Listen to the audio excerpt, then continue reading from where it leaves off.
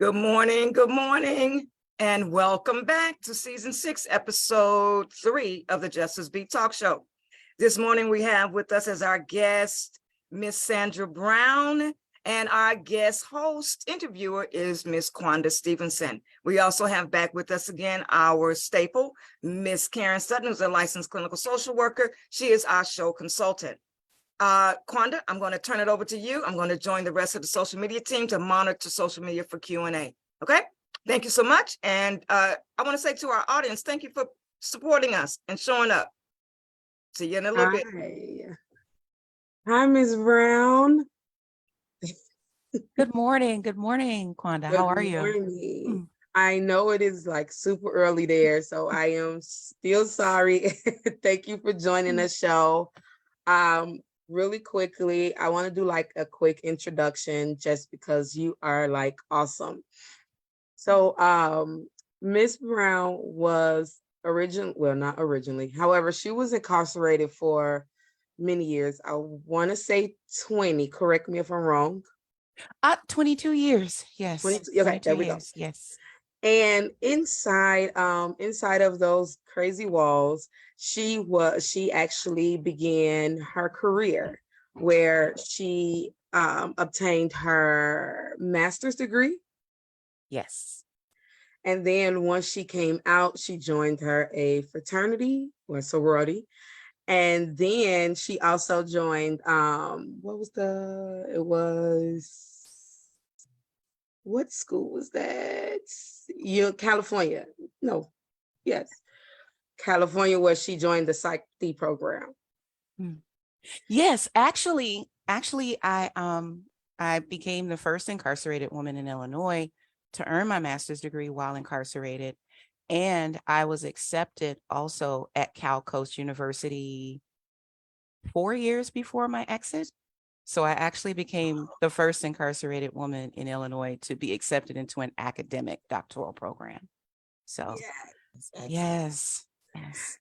Oh my God. Like I was just reading like your biography and reading, I was like, oh my God, she did all of this. Like, yes, I was rooting. And I'm like, yes, I love it. I love it. I love to see women excelling despite all of the like obstacles and the crazy odds that's thrown our way. I love to see it. So we are going to dive in. Of course, we're going to talk a little bit about the book. We're going to talk about a little bit about your journey. And if we have time, I want to read maybe one or two of the poems that are in the book. So I'm going to try to squeeze that in. So my first question is, let me show you guys the book. Odyssey, it's not even showing. It's called Odyssey in Progress.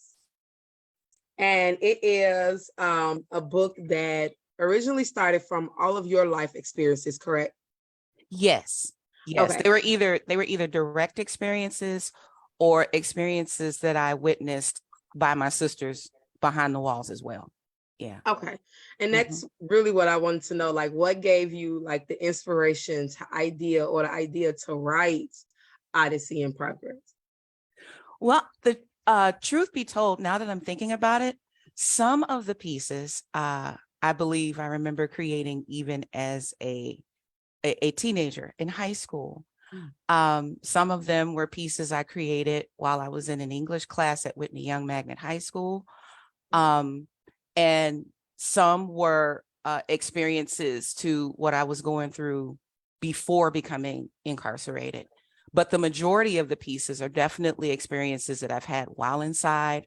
They're reflections of where I was, internally in my journey. And there might be maybe 3 or 4 pieces that speak about the collective issue of incarceration and the cost not only to the person that's undergoing it, but what it costs society overall, because everyone's locked up as a result of this. We don't necessarily have to be wearing a uniform in order to be imprisoned. And so that's one of the points I'm hoping that people who read the book will pick up, because there's so many different forms of prison. And anyone who has known my journey or read about or learned about my journey will take that away. Like, so many times we're locked up long before we put a uniform on. So that is yes. so true. So true. People don't understand how we are technically imprisoned way before we walk beside those walls, way before we enter those walls and, become physically imprisoned. Mentally, we are imprisoned as well. Emotionally, especially as women, we become imprisoned. So super crazy. But yes, I totally agree with that. And I wanted to kind of get your insight on just how the prison system treats women, because we always hear about how hard it is, inside of prisons for men. However, very slightly do we hear about the mistreatment of women that is happening inside of prison as well. Thank you for raising awareness about that. And I believe part of the reason why we always hear about prison conditions from a male perspective is because the thought process among policy actors, legislators, even correctional employees are that women represent such a small population. And so we're considered like this afterthought. When we look at other institutions and how they operate, when it comes to resource allocation, funding, policy changes, they're always enacted with the greater good in mind.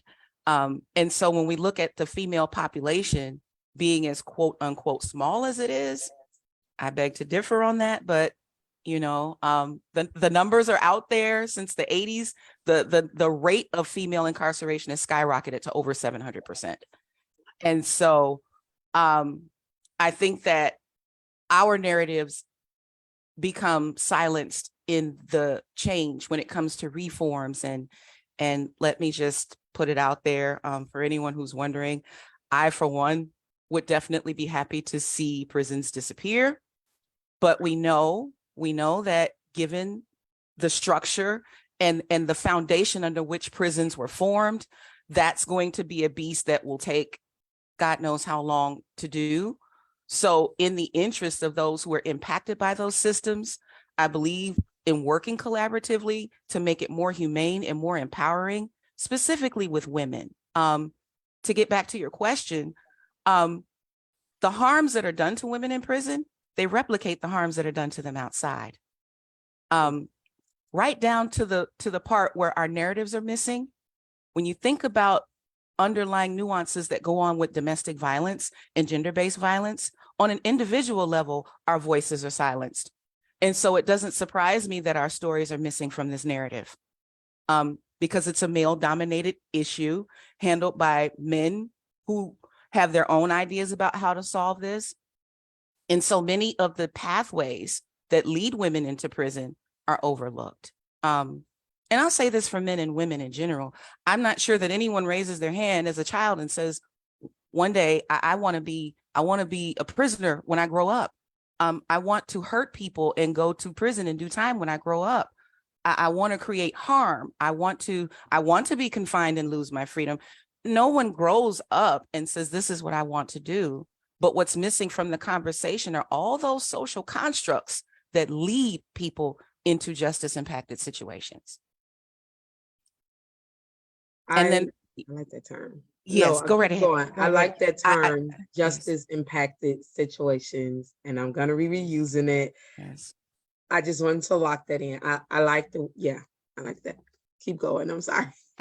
Oh, I'm sorry. And then with respect to the different ways that women are treated inside as opposed to men, I will not speak for every prison system in every state, but as a quote unquote circuit rider, that's the term we use for people who have been in every facility in a given state.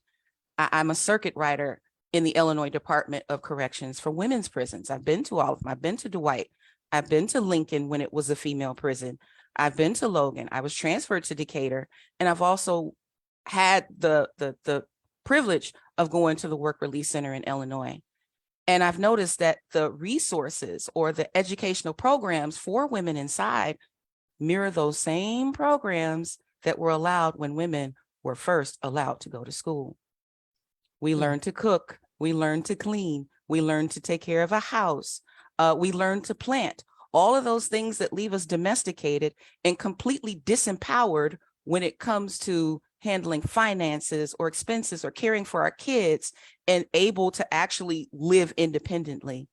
And then we wonder why women get out and continue to commit acts of survival, because I have a hard time calling it a crime when a woman is stealing to feed her kids, to feed her children, or when she returns to that toxic relationship because economically she's not in a position to take care of herself and her kids. But we punish her for that. We punish her for that.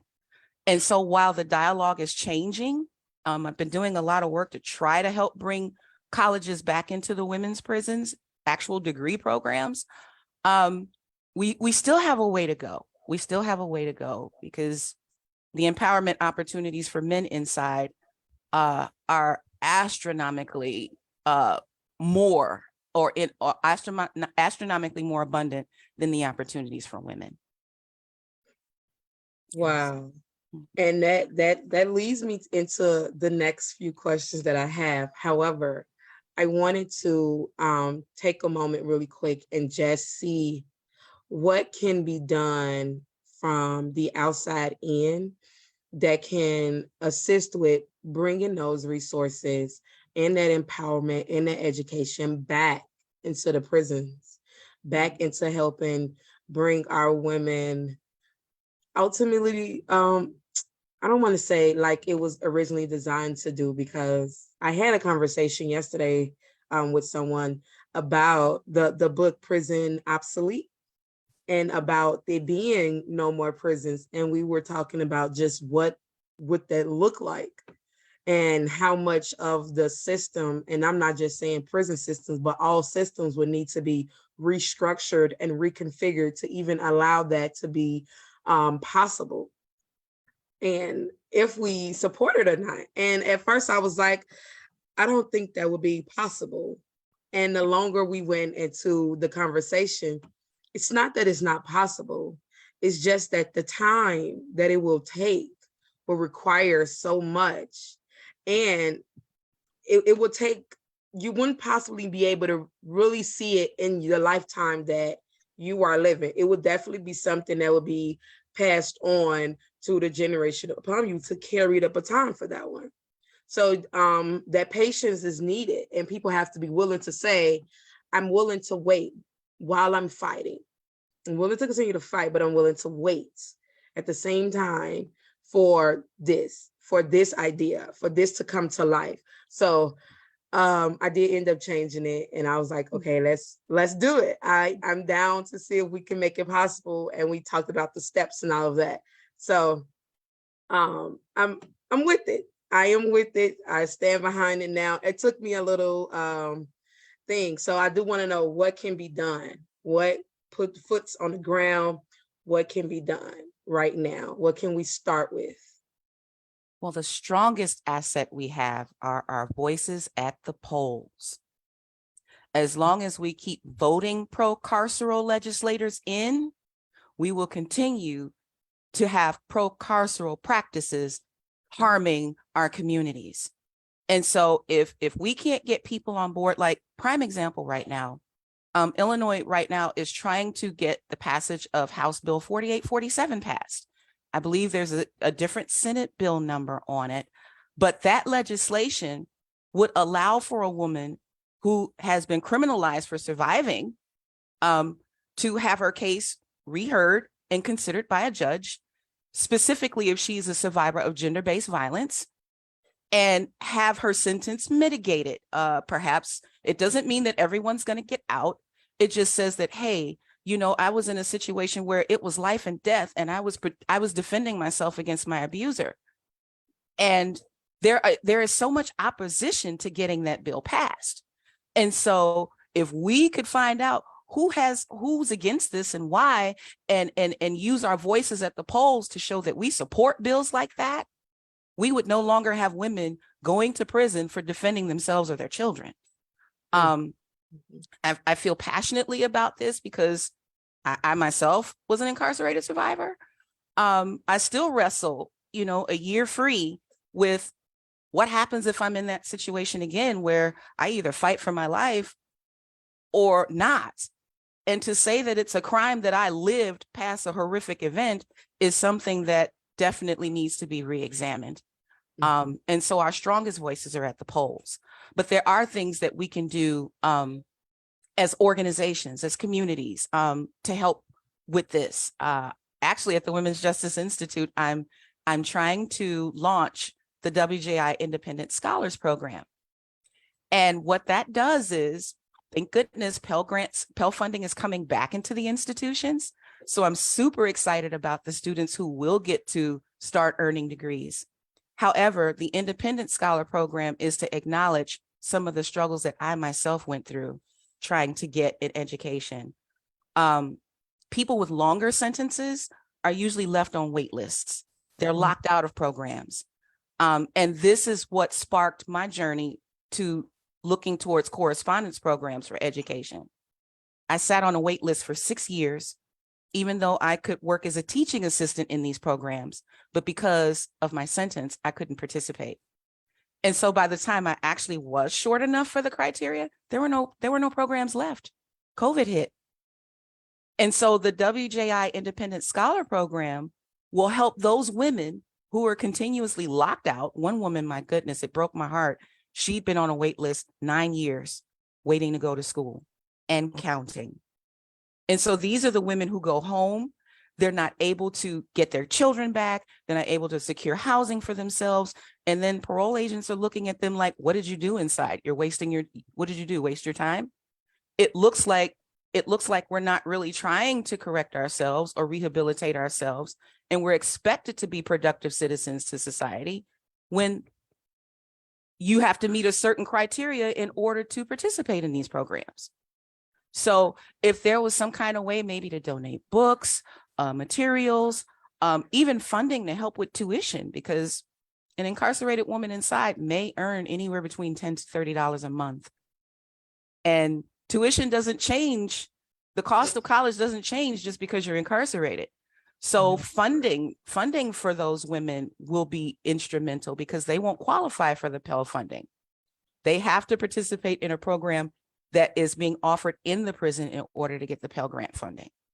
And so this would be a way to help those women empower themselves and maybe even contribute to the communities that are inside, because there are communities in the side. It's a microcosm of what we have outside. And so these are your women who will provide stability to those prison programs inside. And I'm hoping that at some point we see that excluding women because of their sentences does more harm than good. Agreed. Yes. First off, waiting 6 and 9 years just to get something that you're attempting to get to better yourself is ridiculous. Like outright, flat out ridiculous. There's no other way to say that. And I want to make sure that I make it very clear to the viewers and everyone that's watching. First step, she stated, was the polls. Get out, help, revote. Look at who you're voting. Pay attention to who we're voting in these offices and ask for what we need. We have to learn to start advocating for ourselves. First step. Second step is we can go in and we can start helping out with funding, helping out with resources in these prisons, donating, again, bringing awareness to what is going on inside of these prisons and what they are attempting to do. And scratch this, we're going to put this up first. Eliminating that ridiculously long wait list. There should not be a wait list on if you have access to the resources that are available, and those resources are already scarce. And you're going to limit the access to the scarceness of the resource that's already there. It's crazy. So we're going to put that one up top because we need to figure out a way to eliminate that. And I know we just talked about some of them, but I want you to just tell some of the challenges that you were faced while achieving your higher education, while obtaining your degrees. And we touched on this slightly, but I want to make it clear so that they can understand that you will face challenges and they are possible to overcome them. Yes. So actually, it took me 5 years to find a school that would accept me when I began this journey. And the reason why is because of the digital divide. I lift that up first. Once upon a time, we could, like, through snail mail, submit assignments, receive materials, take exams. But now, with so many schools flipping over to online programming, so many students incarcerated don't have access to technology. And so the digital divide locks so many people out of programming. I happen to find Ohio University, who, thank goodness, still offers programs through snail mail. I believe Adams State University is another such program, but it took a long time to find a school who would accept me because of that. The next biggest challenge, of course, money, funding. I happen to have a typewriter. I did all my assignments on an electric typewriter at the graduate level, but I bought it originally to do legal work because we couldn't stay in the law library as long as we needed to do legal work. So I originally bought it for that. But given the stipends, if that's what we are going to call it, I call them pittances. It took me 7 months to even save to get the typewriter. And then further on down the line, there were challenges like they discontinued selling the ink and the cartridges for it for security reasons. So there are challenges to getting resources or the things that you need to complete programming. I competed with time to do it, time to finish my assignments. When you're incarcerated, you don't get to decide what you do. Someone else tells you when you're doing it and what time you do it. So I had a job assignment, and if there were other mandatory passes that I had to go on, there was that. And then I'm living in a room with, my roommates whose schedule is not defined by mine. So finding a quiet time to study was another one. I would often get up at like 4:30 in the morning while everyone else was sleeping. And I would use like a little book light so that I wasn't waking anyone up and causing a whole nother confrontation. I can recall one Thanksgiving, if I may. It was a Thanksgiving weekend. I was getting ready to finish up my master's degree. The department had reviewed my thesis, and I had to rewrite my entire thesis. Not for rhetoric or any grammatical reasons, but because my margin was off by 1/2 inch, my left margin. And so I spent the entire Thanksgiving weekend tapping on a typewriter while I had 3 other roommates trying to sleep. They were not happy with that. So another challenge is finding a place for people to study and actually learn. Lots of challenges, but those were the main ones for me: funding, the digital divide, and finding a quiet place to actually learn and study. Wow. Yes. And what helped you maintain that motivation to just keep going? And I'm gonna overcome this. I'm going to get this degree by hell or high water. And like you said, with the potential of causing other confrontations that could have just went in so many other directions, but still saying, I'm going to do this. 3 things. Women are incredibly resilient. I looked back at all of the things I had overcome or survived before even coming into the carceral setting. And I thought, well, you're one tough cookie. You survived all of that. You can get through this too. I think about, because even in my undergrad and graduate studies, I was more like a humanities literature major. And there was always this one poem by Langston Hughes called Dreams. And it real short: hold fast to dreams, for when dreams die, life is a broken winged bird that cannot fly. Hold fast to dreams, for when dreams go, life is a barren field frozen with snow. There were times behind the walls that dreams were all that I had to hold on to get by. I know now, because of my spiritual belief, that I serve a God who kept me through it all.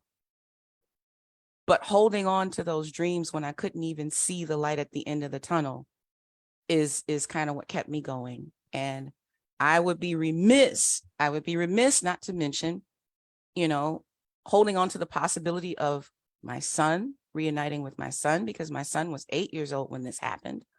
And getting back to him and showing him that, you come from a line of men and women who know how to rise above any adversity. I had to show him that no matter what, you can always come back. And inside, there was one woman. She worked in women and family services. She was an administrator, and she was assigned to me to proctor my exams. That woman believed in me at times when I didn't even believe in myself. Shout out to Miss Sharon Fitzer. Women behind the walls love her. She has since retired. We still continue to love her. There's a saying that we don't care what people know until we know that they care. And that woman genuinely cared about us. And so, yeah, that was my wheelhouse that kept me going inside. Mm-hmm. I love, well, we're going to shout out to her. Mm-hmm. We want to give that to her and to Ohio State. And it was another university that you had stated that allowed the women, incarcerated women, to join their program.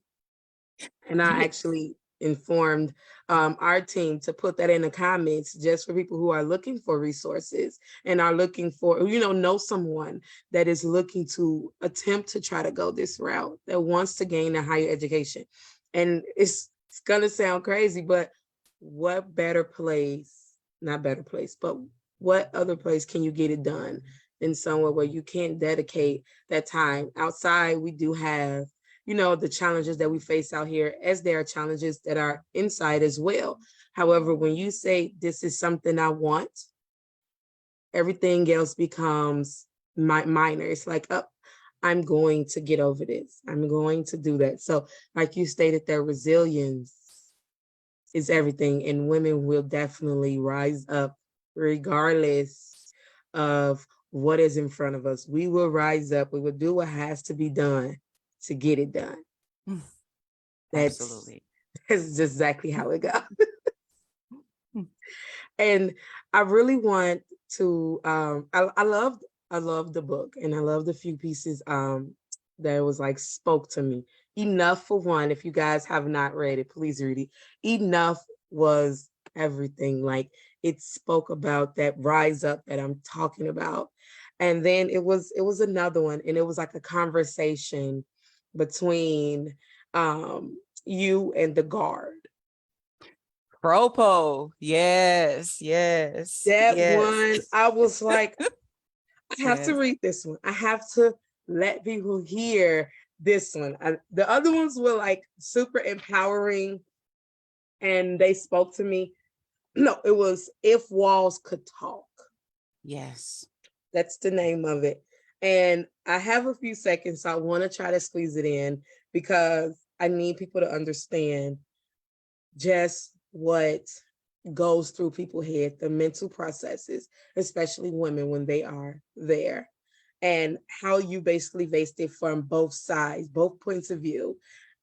It was tremendous. So I'm going to read it really, really quick if I can. Yes, please. Yes. So it says, if walls could talk. It bothers you tremendously because we go home soon and leave you here year after year to bit to prison's tomb. You're mad when we disturb your peace or cause a little shakeup, but you'll be strong. We'll be gone soon. And so many in a wake up, your people stop accepting calls and long stop sending mail, but no one owes you anything. You brought yourself to jail. So full of bitter misery that no one wants to be you, and yet you somehow cease to grab while no one wants to see you. Don't worry about how many times you see a returning face. You might go home if you stopped acting like you own this place. We will now walk on eggshells just to compensate your mood. You don't get to tell us where or when or how to eat our food. We didn't do things you did to catch a case like yours. So please don't hate, because you'll be here as we leave out those doors. It's not our fault that you've been locked up since the start of time for a popcorn bit next time committed a less offensive crime. Here's like the response. It's like the part 2. Your simple-mindedness assumes we're angry when you pack, when truthfully, what bothers us is knowing that you'll be back. Oh, don't act all insulted when the ones you told to ride get to snicker and laugh and whisper that you'll be back in the same spot. You pretended to be everything that we knew you were not. When you do what you've always done, then you get what you've always got. And never could you disturb our peace. From that comes within. But clearly you don't understand because you'll be sitting here again. You're so concerned about who writes or what brought us to jail, yet you can't seem to figure out why you all have done is fail. You've always finished out your bits, but never finished parole. You sound more trifling with each new lie. And frankly, it's getting old. Why force yourself to deal with all the misery from us? Stop snorting, shooting, and stealing. Keep your sorry ass off that bus. Be grateful you don't have to do the time we've had to do. Just keep in mind what brought us here could easily happen to you. You try to hurt us with time whenever you think you can, but you keep coming back and doing our time on installment plans. With 2 and 3 and 5 years here and there in spells of 3, you've done a total of 30 years. What makes you think you're better than me? Your kids don't know you either. Your friends erase your name. Our one cry to your many makes your carry repeated shame. To suggest that we'd be interested in doing popcorn time shows the sad and sorry conditions of your institutionalized mind. True, no one owes us anything, but that goes for you too. So don't expect a thing from me because I'm locked up with you. No, you can't borrow a spoon of coffee. No, you can't have something sweet. I don't have a bag of noodles. I'm not sharing my deli meat. I'm not giving up my crackers, and you can't have a scoop of cheese. Use my radio or my TV. I don't care if you say please. You judge us for what brought us here and forgot us when you're gone. But every time you come back here, we're the family you depend on. What I will give you is this tip for next time when you pack. Stop trying to do my time with me. Quit constantly coming back. To some extent, we understand the way you think and feel, but you can't seem to stay at home. So who's locked up for real? Okay, so switch my initial. It's actually a conversation with 2 inmates, one who's been there longer and one who is in and out. And I loved it. I don't know why, but it resonated. It stuck with me. And I was like, oh, okay. I liked it. Absolutely. True story. I wrote that piece. I was in Lincoln Correctional Center at the time. And it was during account time. I'm sitting on the end of my little correspondence box, and in the dorm was an argument between a long and a short timer. And they were throwing these things up in each other's faces, which is nothing new because there is that contention between the short timer and the long timer. And I'm not sure if this is what goes on in the men's prisons, but throughout my journey, throughout the women's prisons, this is the thing. There'll be a seemingly irrelevant issue, and the women will lock horns, and to get at each other, one will either throw up that person's time, or they'll throw up how many times the person has come back.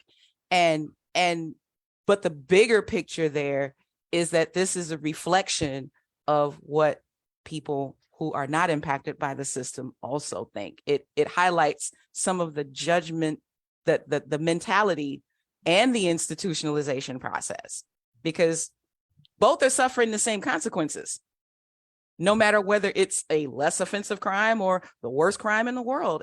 We still wear the same uniforms. It's not like they feed us any differently based on what brought you there or your time. And yet it talks about the intrapersonal harm that we do to each other. Mm-hmm. So I looked at I heard that conversation over and over again. And I'll be the first to admit there were times that even I would get angry at the returning person. Because it's like, how many times are you going to squander this opportunity away? And we're fighting for just one chance. But I started to see throughout my sentence, you know, the crime as a social illness. It's a social disease. Most of the people coming in, it's addiction, it's criminalized survival. It's all these things that on a social level contributes to their conditions. Mm-hmm. And yet when we think about other forms of illnesses, we seek treatment. But when we talk about this social illness called crime, we want to punish. And so I looked at this, I listened to this conversation. We had no choice. It was count time. So everyone had to stay in that dorm. And I'm thinking, I wonder if we know how we sound. And that's what prompted me to write the piece. And yeah. It's crazy to see how yes. even in situations, humans still create a hierarchy. Mm-hmm. No matter where, how low, how high you are, there's always a hierarchy that is ultimately created by humans. It's a little weird, and it's weird how we have to, like, it's mandatory that we create this. So I want to finish out before we start asking some questions. What can you say to women who are incarcerated and who are on the quest to their freedom, but also on the quest to just find themselves and be able to build themselves up and not look at their immediate, life right now, but also be able to look at their long-term vision and their long-term goals and journeys that they are practically, they are already, charting this journey. What can you say to them? Because I know it can be hard to say, I'm going to keep going. I can't emphasize enough to women inside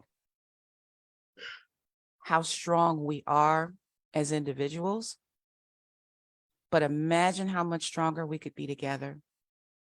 Women, we're plagued with this mentality that, I hear this a lot too. I came here by myself and I'm leaving here by myself.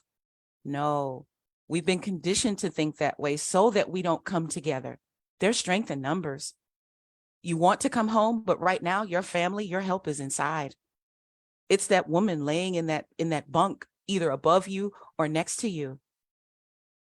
Let's look at how we are more alike than different. Let's help each other. Let's not tear each other down, because that's what it's going to take to get us through this. Hang on, because it may not seem like it. It may seem like justice is just us, but know that there are people outside fighting with you and for you. Most of us know the story because we've been there, we've done that, and we've lived it. We're fighting for you. And most of all, don't take no as the initial answer. Don't take no as the initial answer. Find out for yourself if your no is truly a no. I wouldn't be where I am today if I had listened to that initial, no, they're not going to let you do this, or no, you won't be allowed to do that. I explored for myself and found out what the no's were. And it turned out that everything I asked to do in my journey has been answered with a yes. But what would have happened if I'd have settled with no? No. Remember, those no's will turn into yeses. You just got to find the right person that's willing to say yes to that once heard no. So, oh my God, I want to just thank you again. And I want to tell you guys, make sure you get out and you buy the book, Odyssey in Progress. It is definitely eye-opening, and it is something that you will find will resonate with you, especially us women. It will resonate, and it will show you guys that we are resilient and we can continue to keep going.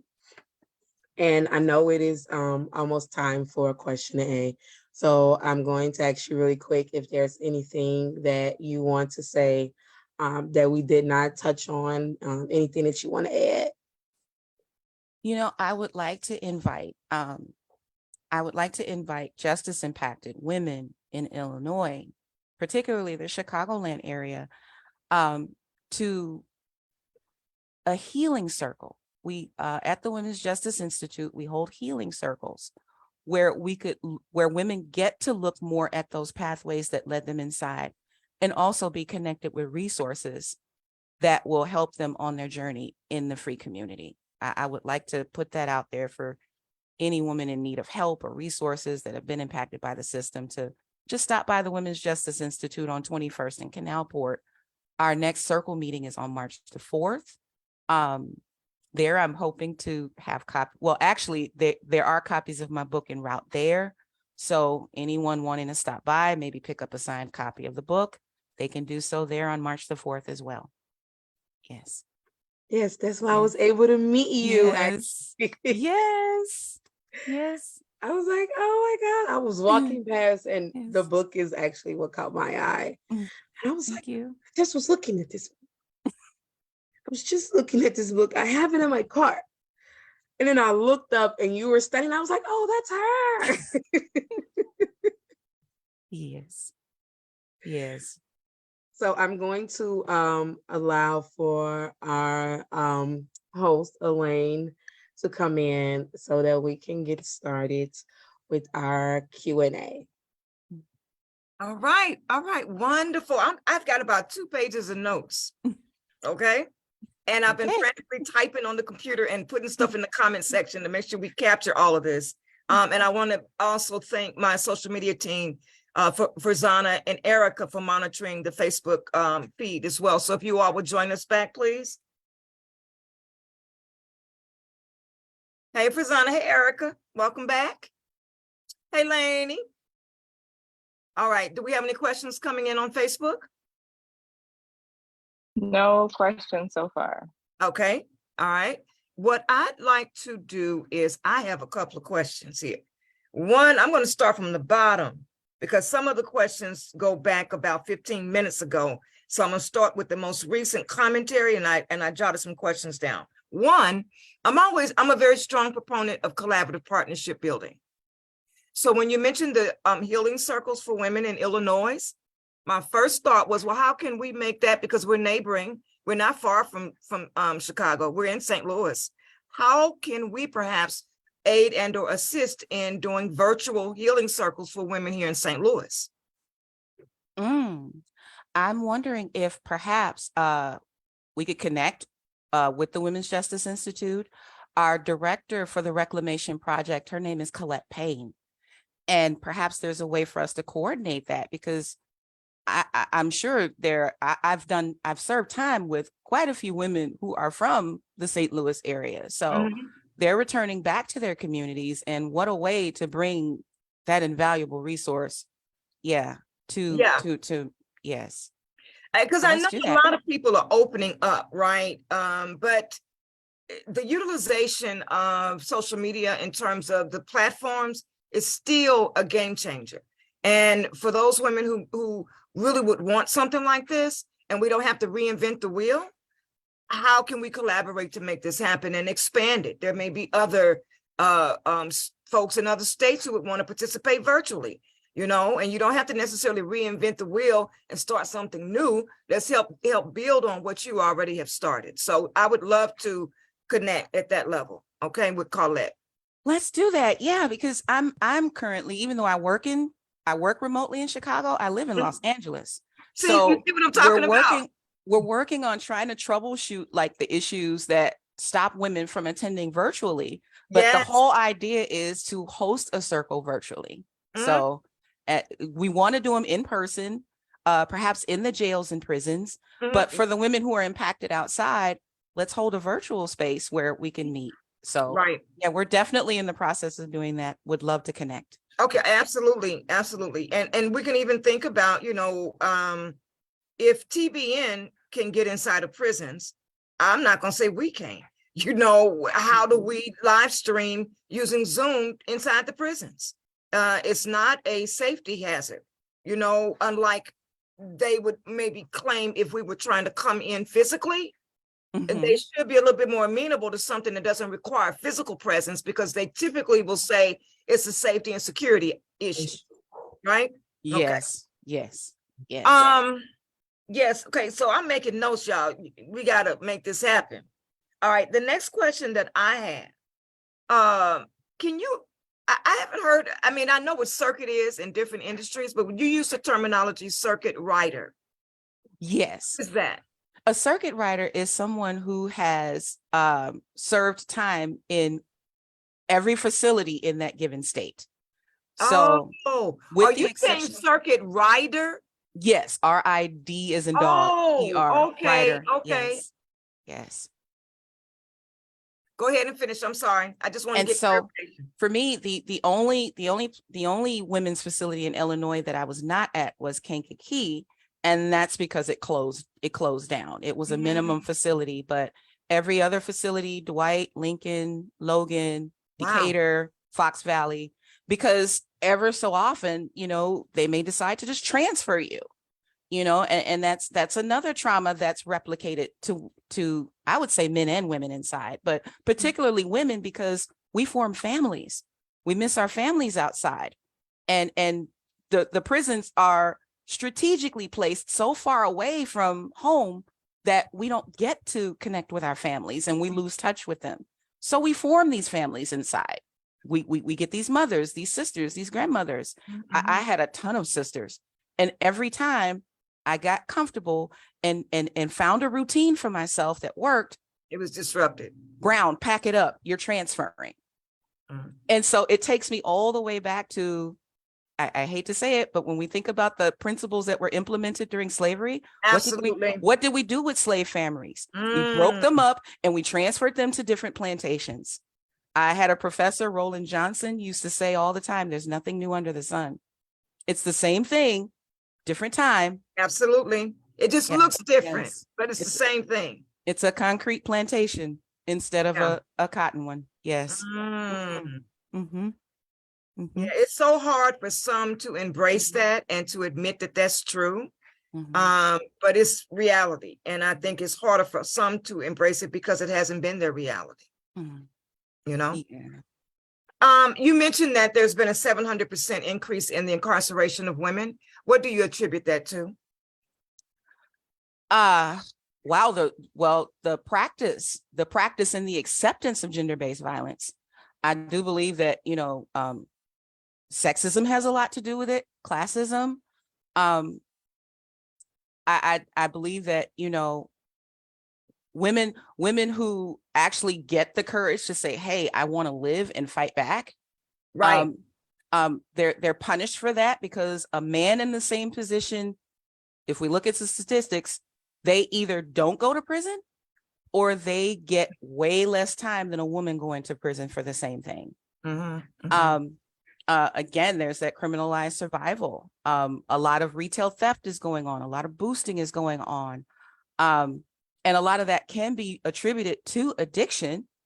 And yet a man in that situation is either not going to go, he's going to get treatment, or a woman is going to be punished for it because, oh my God, you're a woman. How dare you come in my courtroom with this kind of problem? Who does this? Right. You know, so I mean, historically speaking, women have been more stigmatized and punished harsher for the same quote unquote criminal behavior that men do. I just believe that, you know, the tough on crime policies had a lot to do with that too. When we think about truth in sentencing, this get the war on drugs, it caught a lot of women who were vulnerable, who were being harmed by those things, and now they're being labeled defendants, offenders, you know, criminals. And so, yeah, I do believe those factors contributed to that astronomical rise in women coming into the system. Yeah. Yeah. Okay, those were my questions. Karen, did you have any questions?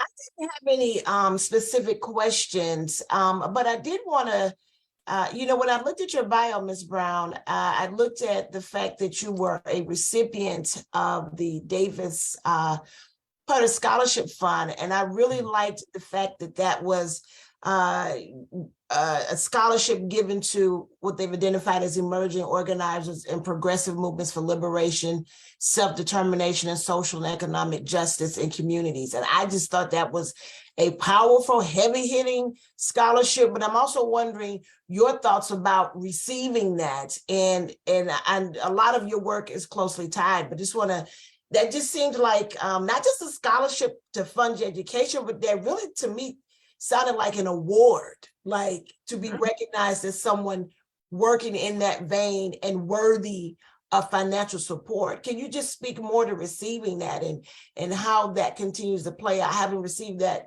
funding and award plays out in your life? So yes, that was I will call it a humbling experience because, as we know, the stigmas that come with being incarcerated comes with the consequence that the things that we know are necessities are treated as privileges.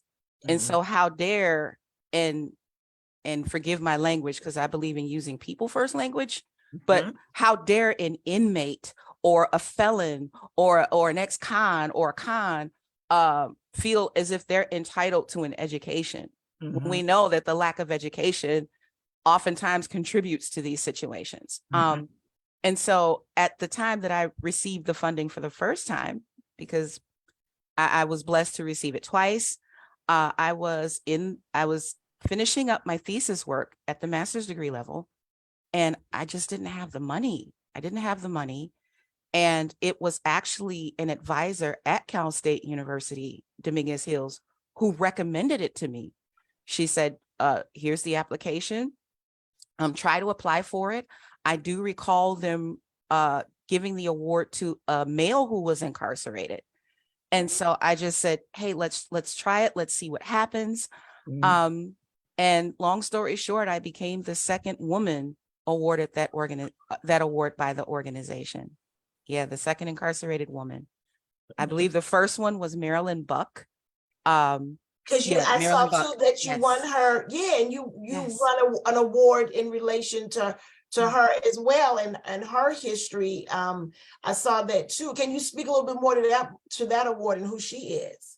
That was a hugely affirming thing for me because Marilyn Buck was also an incarcerated student trying to pursue her degree. She encountered some of the same challenges that I did, but I want to say she was in California. I can't remember what state, but the Davis Potter Foundation helped her fund her education. She went on to support the Davis Potter Foundation later on. Sadly, she passed away. I believe it was due to cancer. So to receive that honor, like, wow, there's someone else like me doing the same type of work and using that education to empower the other women around her in that community. It was definitely an honor. Definitely an honor.